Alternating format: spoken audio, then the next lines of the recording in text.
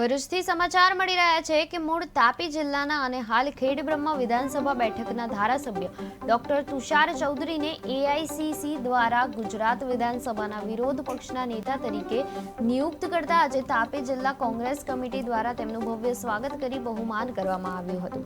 આ વેળાએ તેમને ઉદ્દેશીને આદિવાસી સમાજ વિરુદ્ધ કરેલ ટિપ્પણી મુદ્દે તેમણે વાતો કરતા આવા લોકોની માનસિકતા છતી થઈ હોવાની વાતો કરી હતી। એઆઈસીસી અધ્યક્ષ સહિત રાહુલ ગાંધી, સોનિયા ગાંધી દ્વારા ગુજરાત વિધાનસભાના વિરોધ પક્ષના નેતા તરીકે ડોક્ટર તુષાર ચૌધરીની નિયુક્તિ કરાઈ છે।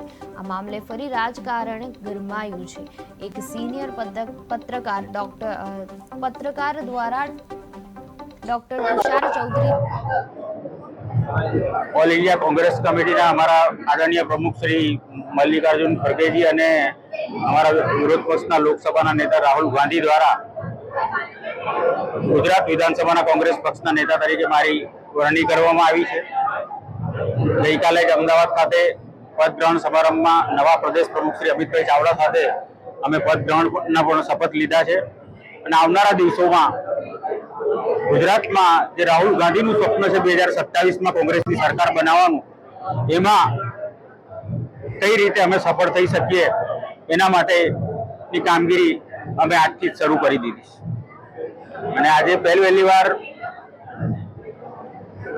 નેતા બન્યા બાદ મારા માદરી વતન વ્યારા આવવાનું થયું અને વ્યારામાં જે સુંદર સ્વાગત કર્યું એ બદલ સૌનો હું આભાર માનું છું। પણ જે પ્રકારે તાપી જિલ્લાનું હાલનું વાતાવરણ, મારી હાજરી કદાચ થોડી ઓછી થઈ ગઈ તો એને જ કારણે અધિકારીઓ બેફામ બન્યા હોય અને ભ્રષ્ટાચારમાં તાપી જિલ્લો ગળાડૂબ થઈ રહ્યો હોય એ રીતનું વાતાવરણ આજે તાપી જિલ્લામાં જોવા મળી રહ્યું છે।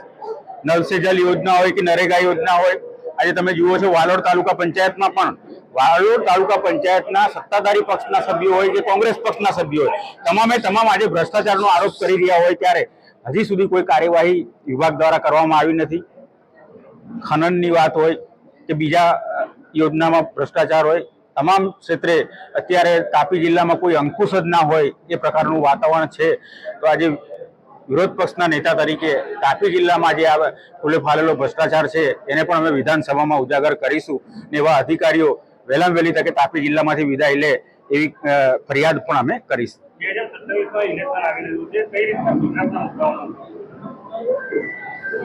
ગુજરાતમાં આજે તમે જુઓ છો કે ભ્રષ્ટાચાર બેફામ થયો છે, નકલીઓની ભરમાર ચાલી રહી છે। હમણાં તાજેતરમાં તાલુકા પંચાયતની નકલી કચેરી પણ પકડાઈને એ લોકોએ સરકારી જમીન પણ વેચી દીધી।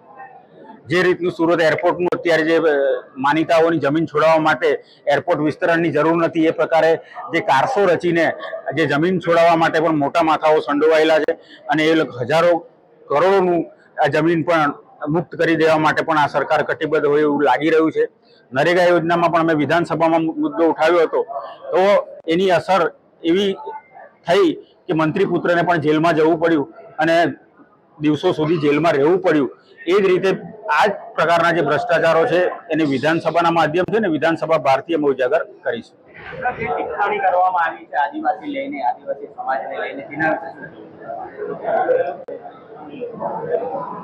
જે પ્રકારની ટિપ્પણી છે એના વિશે તો કમેન્ટ કરવી પણ અઘરી છે, પણ જે આદિવાસી વિરોધી માનસિકતા ધરાવતા લોકો, મનુવાદી વિચારસરણીને વરેલા લોકો અને ભારતીય જનતા પાર્ટી અને બીજી રાજકીય પાર્ટીનો હાથા બનેલા લોકો આ પ્રકારનું તરકટ કરી રહ્યા છે।